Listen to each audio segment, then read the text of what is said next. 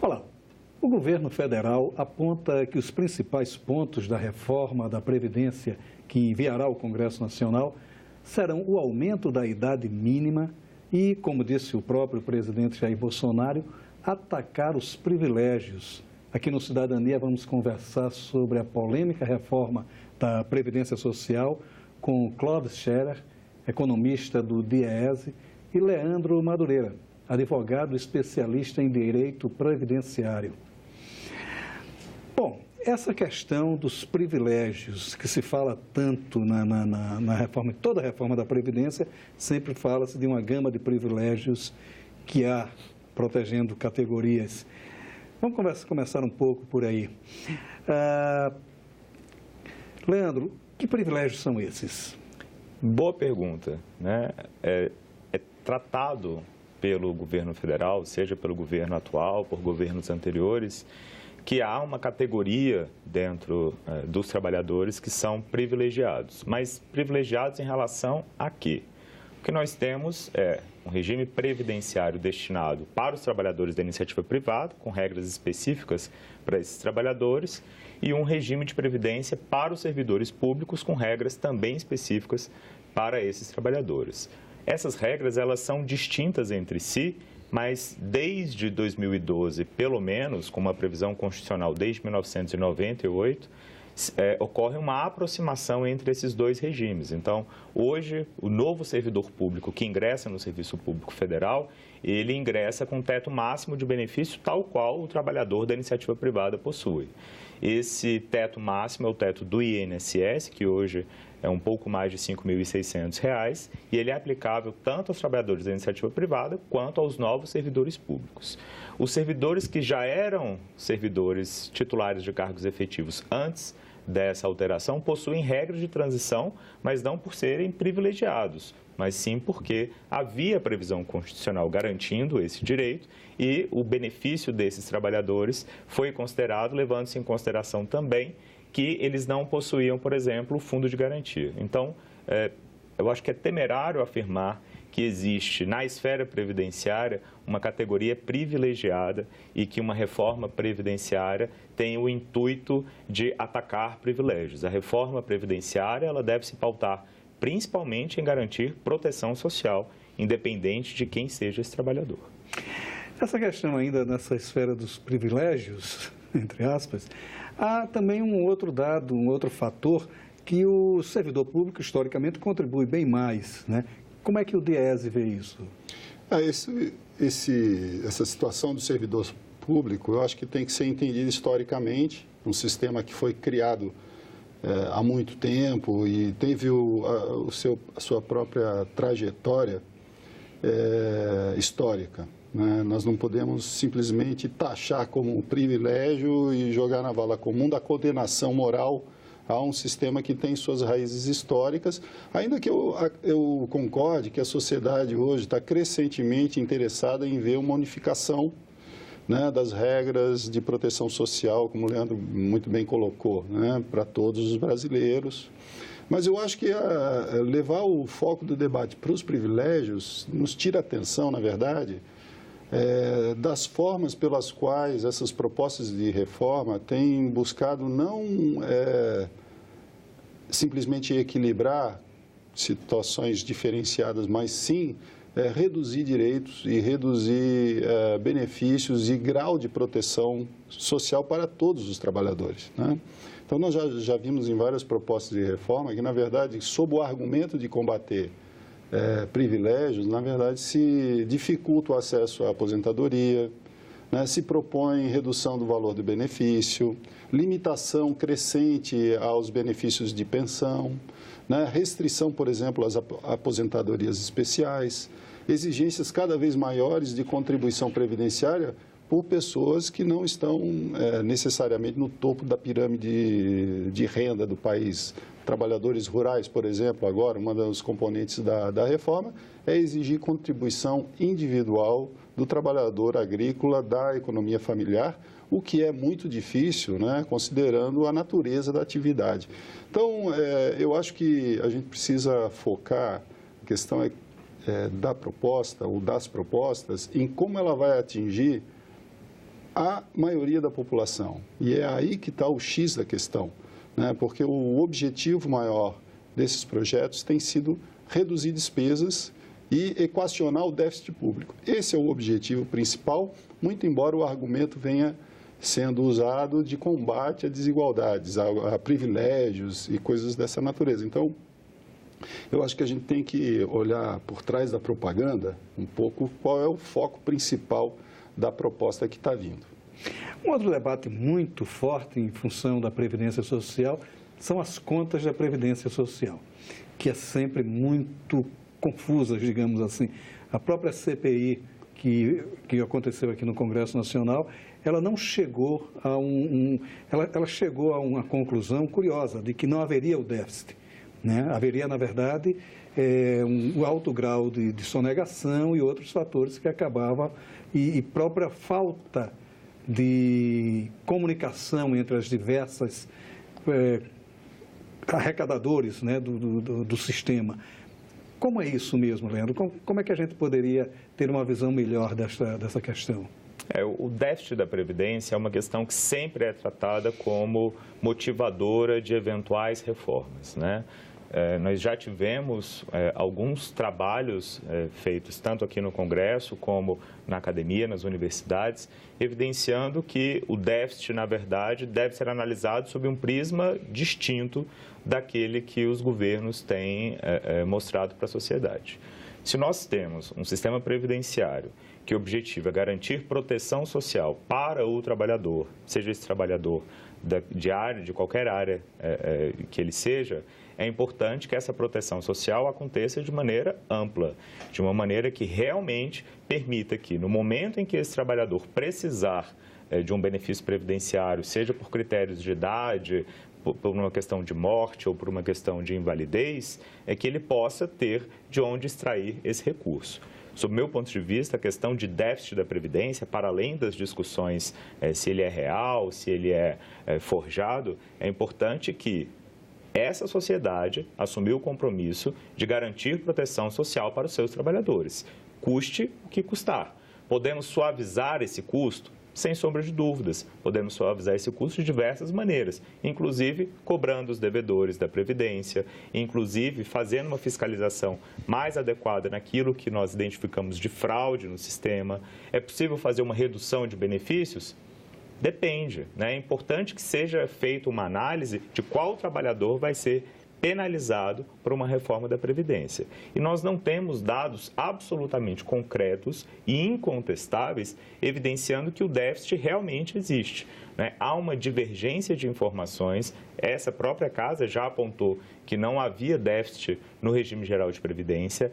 As previdências de servidores públicos municipais, estaduais e até do governo federal, eventualmente vão ter uma dificuldade maior para fazer uma arrecadação adequada, mas isso não significa que eu deva limar esses direitos, muito pelo contrário.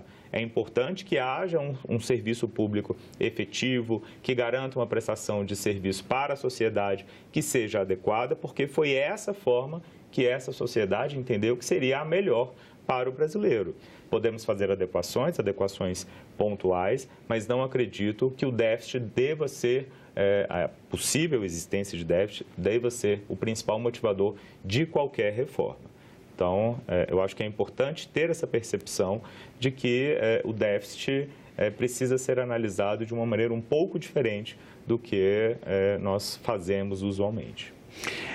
Como é que o DIEESE vê essa questão de toda essa questão das contas da Previdência? Vocês têm feito vários estudos sobre isso. Quais são as conclusões, pelo menos preliminares, do Sim, na verdade, nós, o DIEESE, nós acompanhamos uma análise que é muito bem feita pela Associação Nacional dos Fiscais da Previdência, dos Auditores Fiscais, né? E que, enfim, fundamenta não só a nossa posição, como de várias entidades. E ela é baseada no que diz a Constituição. A Constituição diz o seguinte: olha, vamos criar um sistema de seguridade social que inclui a Previdência Social, ou seja, o regime geral de Previdência Social, a assistência e a saúde. Essas três áreas da Seguridade Social vão ter um orçamento unificado. que vai ser financiado por contribuições previdenciárias do trabalhador e do empregador, mas também um conjunto de outros tributos, como a COFINS, a CSLL, o PIS, né, que financia o seguro-desemprego. E esse orçamento tem que dar conta das despesas. Bom, se a gente olhar sobre esse ângulo, sobre essa concepção de despesas e receitas, nós vamos ver que até 2015, mais ou menos, o sistema foi superavitário. 2016 e 2017, por conta de uma crise econômica muito forte, aprofundada por uma estratégia econômica que deprimiu a economia, que gerou desemprego, que fez cair salários, é óbvio que a arrecadação tributária e de contribuições previdenciárias caiu. Aí se evidenciou um certo déficit. Mas nós acreditamos que, por essa observação desse comportamento de receitas e despesas da Seguridade, o fundamental, em primeiro lugar, é você colocar a trajetória da economia em crescimento novamente. Políticas recessivas de austeridade não deram certo em lugar nenhum e a gente acha que é preciso uma política de crescimento que promova o emprego e, portanto, a contribuição previdenciária, a arrecadação de tributos para equilibrar essa conta. Agora, obviamente que todo o sistema previdenciário, e aí olhando exclusivamente a questão previdenciária, ele precisa ter ajustes periódicos, né? Nós não estamos cegos à realidade de que a sociedade muda, a população muda e, portanto, o sistema previdenciário tem que ser continuamente ajustado a essas mudanças mais estruturais, né?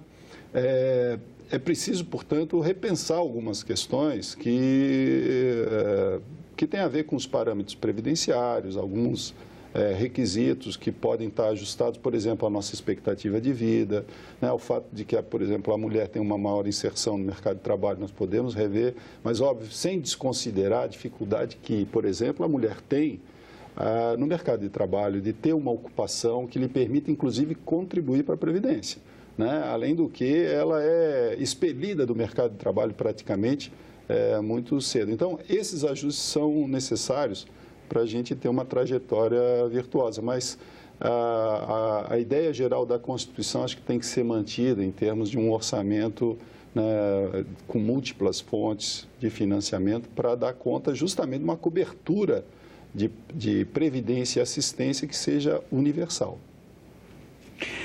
Uma questão também que se levanta muito recentemente é a questão da idade mínima para a aposentadoria. Aquela regra dos 85, 90 já não atenderia todas essas questões, porque ela já prevê, essa mudança já prevê uma progressão do aumento dessa pontuação, digamos assim. Isso já não resolveria o problema da idade mínima na Previdência? Certo. Bom, quando a gente fala de idade mínima em Previdência, é importante que a gente veja os dois regimes previdenciários existentes. Existe idade mínima para os servidores públicos e essa idade mínima está prevista desde 1998, pelo menos, garantindo que esse sistema previdenciário tenha uma diferenciação em relação ao regime geral de previdência. No regime geral de previdência, nós não temos uma idade mínima. O que nós temos são regras de cálculo desse benefício que considerarão a idade do segurado no valor da aposentadoria. Então, o fator previdenciário, por exemplo, é uma regra matemática que analisa qual a idade desse trabalhador, quanto tempo de contribuição ele possui, qual a expectativa de sobrevida que esse trabalhador tem e é feita uma adequação no valor do benefício em relação ao fator previdenciário. Quanto mais tempo e quanto mais idade esse trabalhador tiver, o fator previdenciário terá uma incidência menos prejudicial. A regra do fator 85-95, que agora é 86-96, é uma regra que foi criada em substituição ao fator previdenciário. O trabalhador que, tendo pelo menos 30 anos de contribuição no caso das mulheres, 35 no caso dos homens, somando com a sua idade, se ele atingir o 85 ou 95, agora 86-96, ele terá uma aposentadoria concedida sem a aplicação do fator previdenciário. Sob meu ponto de vista, essas duas regras, tanto o fator previdenciário quanto a regra do fator 85-95, seriam suficientes para que a população se aposentasse cada vez mais tarde, né, a despeito de não haver uma regra que imponha uma idade mínima. Pelo texto da reforma da Previdência que vazou, nós temos também uma previsão de que haverá uma idade mínima para esse trabalhador. Ele só vai poder se aposentar se ele atingir os 65 anos de idade pela regra geral de transição que foi colocada pelo texto da suposta reforma da Previdência.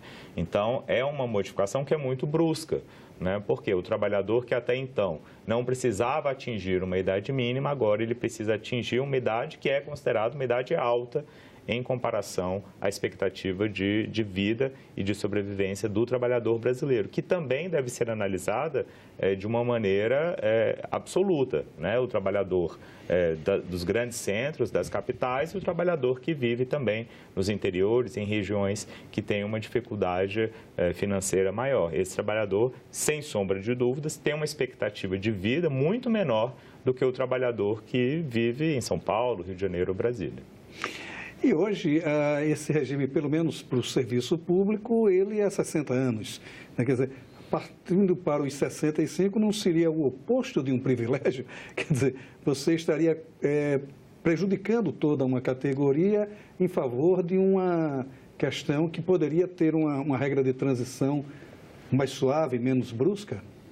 Eu acho que a chave aí realmente é a regra de transição, né? Eu acho que, de fato, a gente tem que pensar na idade de aposentadoria. Hoje, por exemplo, no setor privado, 2/3 das aposentadorias concedidas já são por idade, portanto, exigem do trabalhador 65 anos se homem, 60 mulher. É claro que com a redução para professores, para trabalhadores rurais, em 5 anos. Então, para essa grande massa da população já existe uma idade mínima, não existe a idade mínima para aposentadoria por tempo de contribuição. E nesse caso, o grande problema é daquele trabalhador que começa a trabalhar cedo, contribui desde cedo, está numa atividade penosa e quando chega próximo dos 60 anos, a sua condição física e a sua própria qualificação o impede de continuar trabalhando e não teria, nesse caso, o direito a se aposentar se a idade mínima exigida fosse de 65 anos. Então, tem que pensar nesse caso. Justamente a fórmula 85-95, muitos acreditam que seria essa alternativa, ao invés de fazer, né, a fixação de uma idade mínima limite, porque você poderia compensar maior tempo de contribuição com menor idade. Hoje, essa fórmula só serve para, digamos assim, evitar o fator previdenciário que reduz o valor do benefício. Mas ela poderia ser pensada no sentido de ser um requisito para a obtenção da aposentadoria, né? Da forma como foi proposta nessa versão aí extraoficial da proposta, né, de reforma, além da fórmula 85-95 progressiva e que progride muito mais rapidamente do que hoje, né, está se falando em ter a combinação disso com a idade mínima de 62 anos, 60, 62 anos, né? O que agrava ainda mais. Então, eu acho que é uma forma muito draconiana, né? Faz uma transição muito lenta, então exclui do direito a uma transição grande parte da classe trabalhadora que já contribuiu, que já fez sua contribuição pensando naquela aposentadoria futura. Então, eu vejo que de fato, a gente poderia caminhar para ter requisito de idade combinado com tempo de contribuição, mesmo para aposentadoria por tempo de contribuição, né? E examinar essas questões das idades que hoje estão abaixo dos 65 anos, com uma transição que fosse suficiente para abarcar a maioria das pessoas que estão hoje no sistema, que já fizeram contribuições pensando no momento de aposentadoria. Eu acho que uma transição muito curta, né, acaba servindo para uma minoria muito pequena dos atuais participantes dos regimes de previdência. E, portanto, eu acho que ela é um pouco injusta, né? A pessoa tem que ter aquela expectativa, de direito de se aposentar e vai se ver frustrada agora, anos antes da obtenção do seu direito. E também há uma questão também que está sendo muito debatida ultimamente, é essa paridade de idades entre homens e mulheres, né? Levando em conta que a sociedade brasileira termina exigindo uma terceira jornada da mulher, a mulher tem uma dificuldade maior de inserção no mercado de trabalho, ela recebe menos do que o homem, isso é histórico, né? Quer dizer, não seria assim mais uma, digamos, injustiça sobre a mulher? Com certeza, né? Reformas previdenciárias que fazem a igualação ou a paridade de idade ou de requisitos entre homens e mulheres desconsidera a realidade que a nossa sociedade vive, né? Nós temos um problema significativo e que deve ser enfrentado por essa sociedade, seja com relação à inserção da mulher no mercado de trabalho, com relação às jornadas múltiplas, tanto no emprego formal quanto no serviço de casa, e também o valor das remunerações, dos salários das mulheres, né? Quando uma pessoa ou uma categoria de pessoas recebe uma remuneração menor, isso faz com que essa pessoa também contribua com uma menor contribuição para a Previdência. Significa que essa pessoa ela é penalizada duas vezes, porque ela já recebe um salário que é menor em comparação aos demais e também vai ter uma aposentadoria calculada de acordo com essas contribuições também menores. E isso, se nós formos olhar somente por uma questão de gênero, mas se nós pegarmos também por uma questão de raça, a gente identifica que é um problema ainda mais grave, né? Então, se analisarmos a situação da mulher negra, por exemplo, a gente consegue identificar que essa pessoa, para além de todas as questões sociais, com discriminação, com preconceito, com racismo, ela também vai enfrentar um empobrecimento, não só na sua vida de trabalho, na sua vida laboral, enquanto trabalhadora ativa, mas também no momento em que ela precisar dessa proteção social. Então, o sistema de proteção social, ele deve primar pela igualdade, mas a igualdade não significa condições idênticas de requisitos para todos os trabalhadores. Ele tem que analisar as circunstâncias de acordo com a necessidade desse trabalhador. Então, se eu tenho um trabalhador que é exposto ao amianto, por exemplo, que é uma substância absolutamente mortal, ele deve ter menos tempo de contribuição para ascender a um benefício previdenciário, assim como as mulheres também, por uma questão histórica, devem ter regras diferenciadas para ascender a esse benefício. Então, a partir do momento em que uma reforma da Previdência institui um critério único, um critério idêntico para homens e mulheres, ela deixa de garantir essa proteção social da maneira mais adequada e penaliza, sem sombra de dúvidas, a população quando promove esse tipo de modificação. E ainda há esse problema da mulher. Hoje, ela é provedora do lar, em sua grande maioria, sobretudo nas camadas mais pobres da população. Quer dizer, seria ainda um castigo a mais a essa pessoa que, de certa forma, quem está conduzindo ali as bases sociais da população. O Diese vê isso também? Sim, claro. E agora, inclusive, uma tendência presente, né, e que vai se aprofundar na nossa sociedade é a necessidade de cuidadores. E, historicamente, tradicionalmente, são as mulheres que cumprem esse papel. Então, quando elas chegam a uma idade mais avançada, também são elas que vão cuidar dos mais idosos e assim por diante. Então, desconsiderar essa inserção da mulher na sociedade, fechar os olhos e dizer simplesmente, olha, tem que cumprir mesmos requisitos para a aposentadoria, eu acho que é um pouco de falta de inteligência social, digamos assim, né? Agora, eu acho que a mulher, na questão da reforma da Previdência, tem o problema da idade, como eu falei, né? As mulheres, quando elas avançam na idade, elas vão tendo ainda mais dificuldade de se manter empregadas, e também tem o tempo de contribuição, que é outro fator que dificulta, né, o acesso à aposentadoria e que está se querendo ampliar. Hoje, a aposentadoria por idade no regime geral é concedida quando a pessoa atinge 15 anos de contribuição e a mulher, né, 60 anos de idade. Agora, o que se quer é ampliar esses 15 anos de contribuição mínimo para 20 anos, na PEC 287 original era 25 anos. O problema é que as mulheres enfrentam uma grande dificuldade em continuar, a ter uma continuidade da sua contribuição.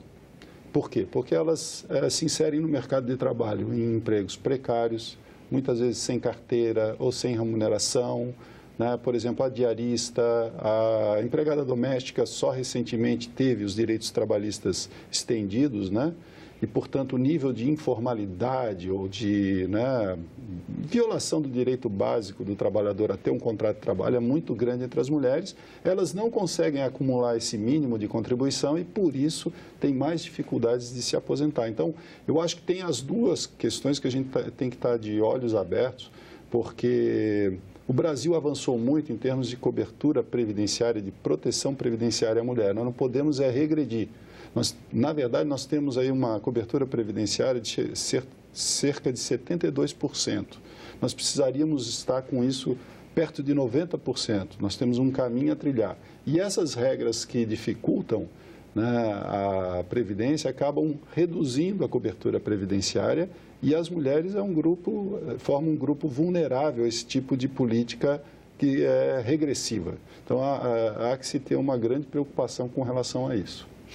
Maravilha. O tema é muito empolgante, a gente ficaria aqui por bem mais tempo, mas infelizmente nosso tempo já terminou. Nós falamos aqui sobre a reforma da Previdência. Nossos convidados o Leandro Madureira, que é um especialista em Previdência, advogado especialista em Previdência. Quero agradecer a sua presença aqui. Clóvis, quero agradecer a sua presença. O Clóvis Scherer, economista do DIEESE. Muito obrigado pela presença aqui de vocês. Nós conversamos sobre a reforma da Previdência. Se você quiser rever, baixar ou compartilhar o link desse programa, é só visitar nossa página na internet, no endereço senado.leg.br/TV, ou então o canal da TV Senado no YouTube. E se você quiser fazer algum comentário, crítica ou sugestão, você pode telefonar para o 0800 61 2211. Obrigado pela sua atenção e até o nosso próximo Cidadania.